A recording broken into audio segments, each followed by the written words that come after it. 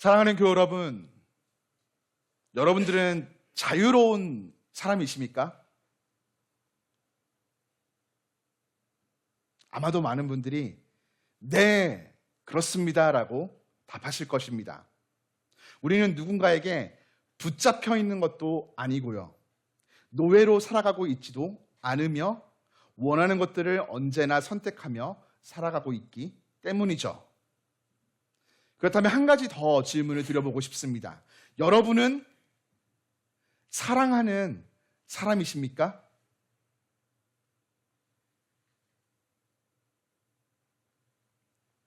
여기서는 좀 망설여질지도 모르겠어요.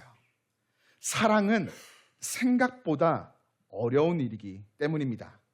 누군가를 사랑한다는 것은요, 손해를 감수해야 하고 용서해야 하며 참아야 합니다. 때로는 나를 내려놓아야 하기도 하죠. 그래서 자유로운 사람은 많지만 사랑하는 사람은 많지 않습니다. 왜 그럴까요? 우리는 자유를 원하지만 사랑은 부담스러워합니다. 우리는 자유는 좋아하지만 희생은 싫어하기 때문이에요. 내 뜻대로 사는 것은 좋아하지만 다른 사람을 위해 내 삶을 내어주는 것은 정말로 쉽지 않은 일인 것이죠. 그런데 오늘 갈라디아서를 기록하고 있는 바울은요, 우리에게 매우 놀라운 이야기를 전합니다. 참된 자유의 목적지는 사랑이다라고 말이죠. 1776년, 지금으로부터 약 250년 전 미국은 영국으로부터 독립합니다. 오랫동안 꿈꾸던 자유를 얻게 되었죠. 그런데 미국의 역사를 살펴보면요, 미국은 독립함과 함께 새로운 질문 앞에 서게 돼요. 독립은 했는데 이 자유를 어떻게 사용할 것인가 라는 것이죠. 어떤 사람들은요, 강력한 중앙 정부를 원했고요. 어떤 사람들은 개인의 자유를 더 중요하게 생각했습니다. 서로 다른 이해관계와 가치관 때문에 갈등하고 분열하는 시간들을 겪게 되죠. 그리고 그들은 곧 깨닫게 됩니다.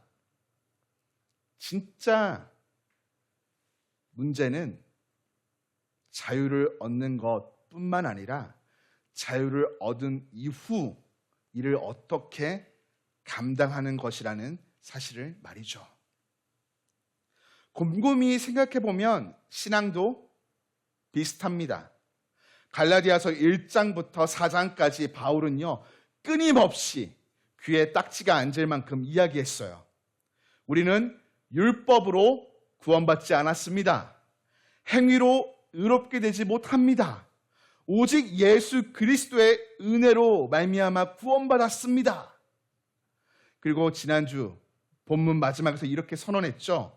형제들아, 우리는 여종의 자녀가 아니요 자유 있는 여자의 자녀니라. 아멘. 그렇습니다. 우리는 더 이상 종의 자녀가 아닙니다. 우리는 자유인입니다. 하나님의 자녀가 되었죠. 이 믿음을 붙잡고 있는 우리들에게 오늘 바울은요, 갈라디아서 5장을 통해 새로운 질문을 던져요. 그렇다면 이제 어떻게 살아가야 하는가? 어떻게 자유를 얻는가가 아니에요. 이미 자유를 얻은 사람이 어떻게 살아가야 하는지에 대한 질문이죠. 그리고 앞서 나누었듯 오늘 본문을 통해 바울은 독자인 우리를 한 결론의 자리로 이끌어갑니다. 자유의 목적지는 성공이나 자기 만족이나 내 마음대로 사는 삶이 아니라 사랑이다 라고 말이죠. 맞습니다. 자유는 끝이 아니라 사랑의 시작입니다. 그렇다면 그 사랑은 어디에서부터 시작될까요? 바울은 1절 상반부를 통해 이렇게 말합니다. 그리스도께서 우리를 자유롭게 하려고 자유를 주셨으니. 아멘. 이 말씀은요, 갈라디아서 전체를 요약하는 선언이에요. 바울은요, 자유를 얻으라고 말하지 않아요. 자유를 위해 더 노력하라고 말하지도 않습니다. 이미 자유를 받았다라고 선언해요. 왜냐하면 복음은 우리가 무엇을 해야 하는 이야기가 아니라 예수님께서 무엇을 이루셨는가에 대한 이야기이기 때문이죠. 생각해 보세요. 노예가 스스로 자유인이 될 수 있을까요?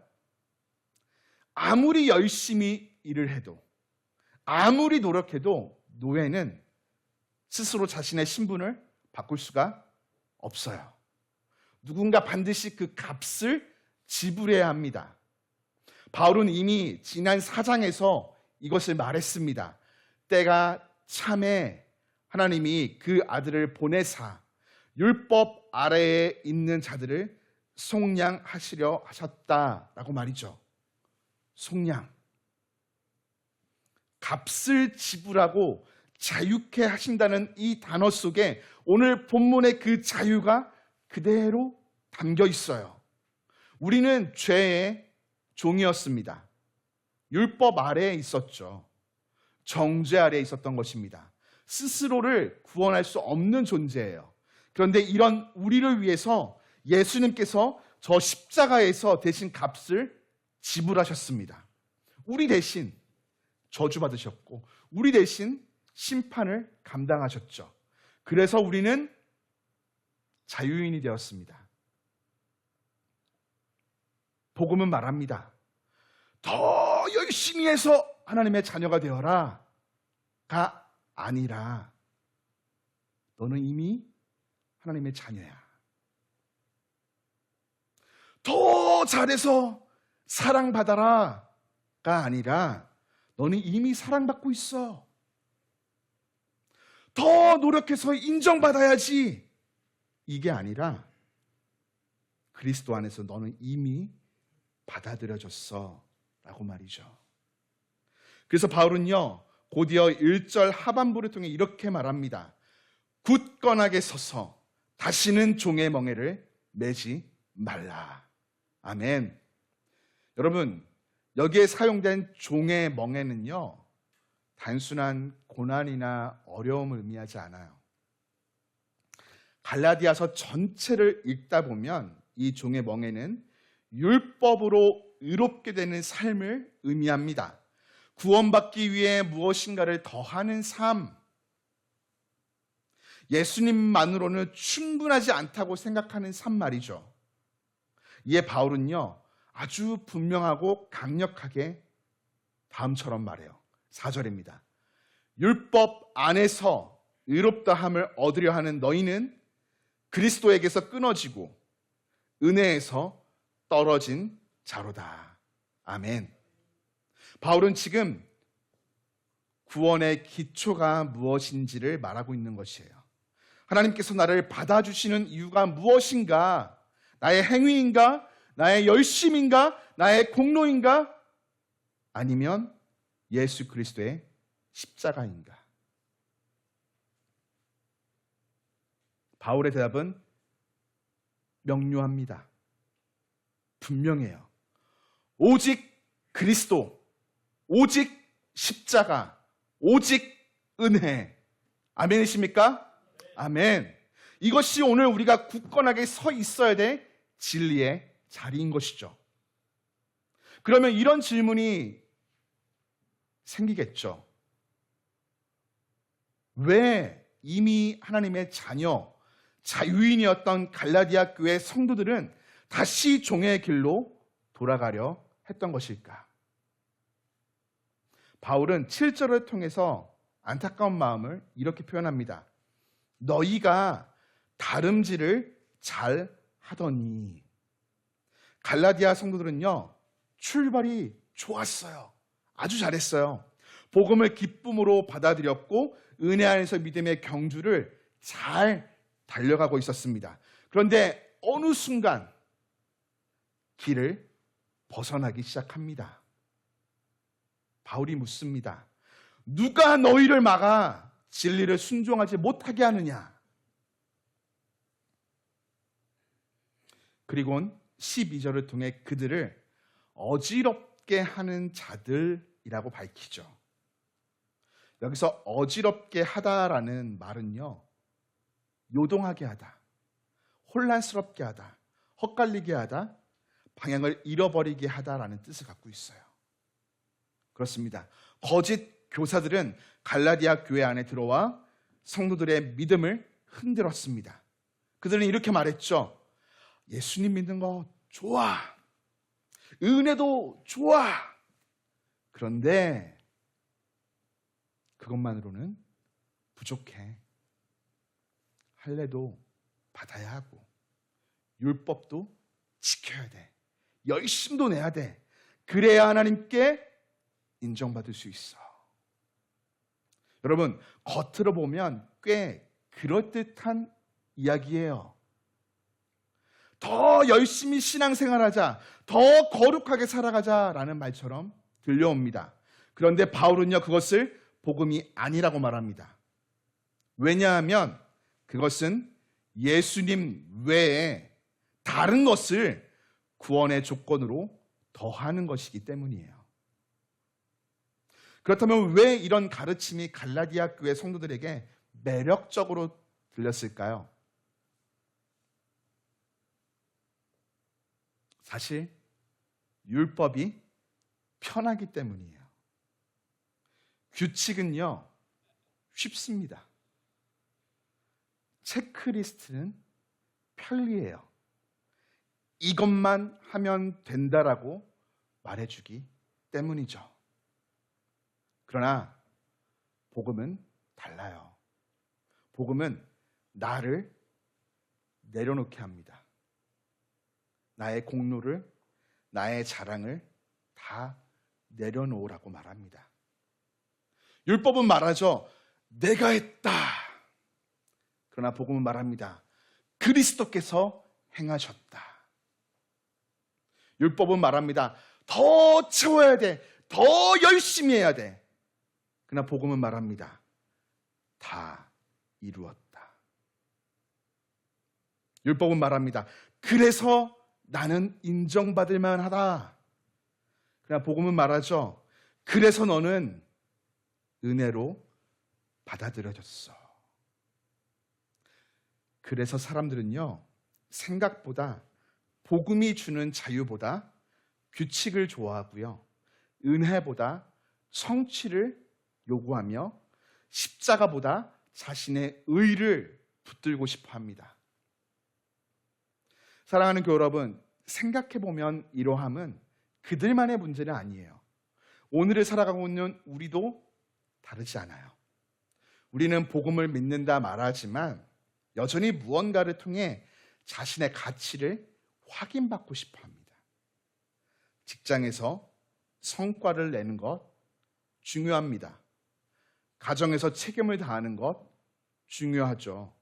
자녀를 사랑하며 최선을 다해 양육하는 것 아주 귀한 일이에요. 교회에서 봉사와 헌신을 하는 것도 아주 귀한 일이죠. 그러나 문제는 그것들이 나의 정체성이 될 때입니다. 성과가 좋아야 내가 괜찮은 사람이라고 느끼고, 자녀가 잘 되어야 성공한 인생이라고 생각하며, 봉사를 많이 해야 하나님께 인정받을 수 있다라고 여긴다면 우리는 어느새 예수 그리스도보다 다른 것을 붙들고 있는 것이에요. 복음은 우리의 가치가 성과나 역할이나 업적에 있지 않다라고 말합니다. 우리의 가치는 이미 예수 그리스도 안에서 주어졌습니다. 우리는 잘해서 사랑받는 사람이 아니라요, 사랑받기 때문에 살아가고 있는 사람들이에요. 결국 갈라디아 교회 성도들이 흔들린 이유도 여기에 있어요. 복음을 몰라서가 아니었습니다. 자유를 잃어버려서도 아니었어요. 은혜보다, 십자가보다 자신의 의를 더 붙들고 싶었기 때문이에요. 그래서 바울이 탄식하며 묻습니다. 누가 너희를 막아 진리를 순종하지 못하게 하느냐? 오늘 우리도 이 같은 질문 앞에 서야 합니다. 무엇이 우리를 다시 종의 자리로 끌어가고 있습니까? 무엇이 우리를 다시 자신을 증명하는 삶으로 되돌아가게 하고 있습니까? 무엇이 우리로 하여금 십자가보다 나 자신을 더 굳게 붙들게 하고 있습니까? 복음은 우리에게 더 열심히 해서 증명하라고 말하지 않아요. 복음은 그리스도께서 이미 다 이루셨다라고 말합니다. 그리고 이미 받아들여졌으니 이제 자유롭게 살아가라 말하죠. 이 복음의 진리가 우리의 심령에 새겨지기를 주님의 이름으로 축복합니다. 아멘. 여기서 한 걸음 더 깊이 들어가 보고 싶어요. 이 복음이 주는 자유는요, 결코 나 자신에게 머물러 있어서는 안 돼요. 그리스도께서 우리를 향해 사랑으로 흘러오셨던 것처럼 우리 안에 주어진 자유 역시 사랑으로 흘러가야만 합니다. 바로 여기서 바울은요, 자유의 진짜 목적지를 우리에게 보여줘요. 13절입니다. 형제들아, 너희가 자유를 위하여 부르심을 입었으나. 여기까지는 우리 모두가 예상할 수 있습니다. 그런데 이어지는 말이 좀 놀랍습니다. 오직 사랑으로 서로 종노릇 하라. 참 이상하죠. 1절에서는요, 종의 멍에를 매지 말라고 했는데 13절에 와서는 서로 종노릇 하라고 말하고 있습니다. 모순일까요? 아닙니다. 바울은 말해요. 율법의 종은 되지 마라. 그러나 사랑의 종은 되어라. 세상이 말하는 자유는요, 나를 위해 살아라입니다. 내 만족, 내 행복, 내 성공, 내 선택이 가장 중요하죠. 바울이 경고한 육체의 기회가 바로 이것들이에요. 자유를 얻고도 결국 자기 자신에게로만 그 자유를 흘려보내는 삶이에요. 그러나 복음은 말합니다. 자유는 그것이 아니다. 이제 다른 사람을 위해 살아갈 수 있다라는 것이죠. 이것이 복음의 역설입니다. 자유를 얻었기에 비로소 사랑할 수 있게 된 것이에요. 여기서 이런 질문이 찾아왔습니다. 우리가 그렇다면 정말 그렇게 사랑할 수 있을까? 원수를 사랑하고 용서하고 손해를 감수하며 자기를 다 내어주는 삶을 여러분 살아갈 수 있을까요?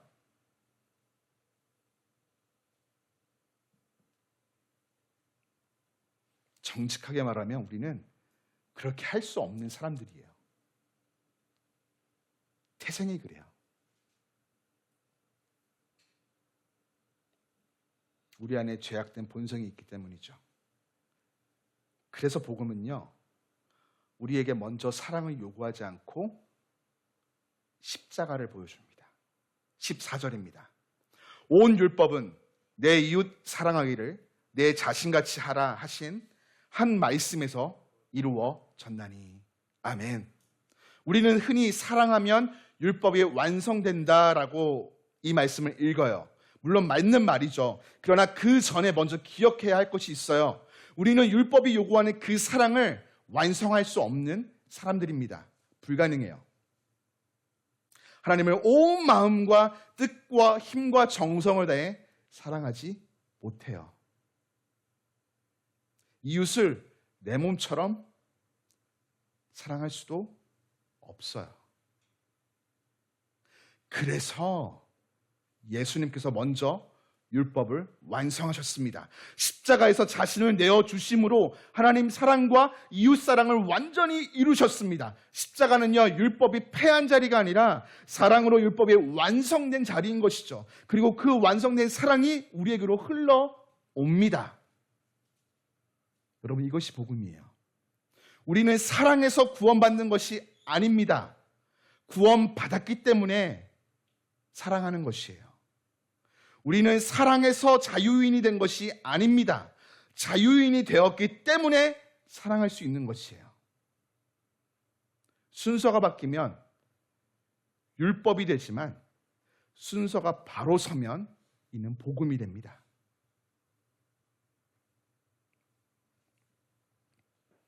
예수님께서 십자가에서 흘려보내주신 사랑으로 말미암아, 그 자유로 말미암아 우리가 사랑할 수 있는 것이죠. 1776년 미국은 독립했습니다. 그러나 진짜 과제는요, 독립 이후였어요. 자유를 얻는 것은 시작이었습니다. 그 자유를 어떻게 사용할 것인가가 더 중요했죠. 갈라디아 교회와 오늘 갈라디아서를 읽고 있는 우리도 마찬가지입니다. 예수님께서 우리를 자유케 하셨습니다. 죄의 정죄에서 자유케 하셨고 율법의 저주에서 자유케 하셨고 하나님의 자녀로 살아가게 하고 계십니다. 그렇다면 이제 우리의 과제는요, 이것이에요.